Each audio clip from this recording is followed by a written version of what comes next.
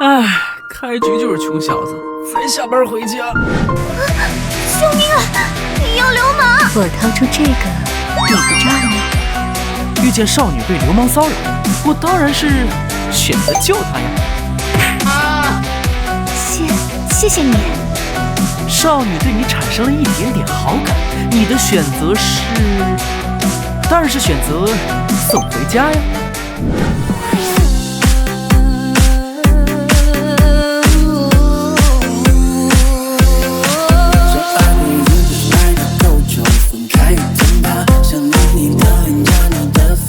终于下班了，哎呀，我们去吃点什么？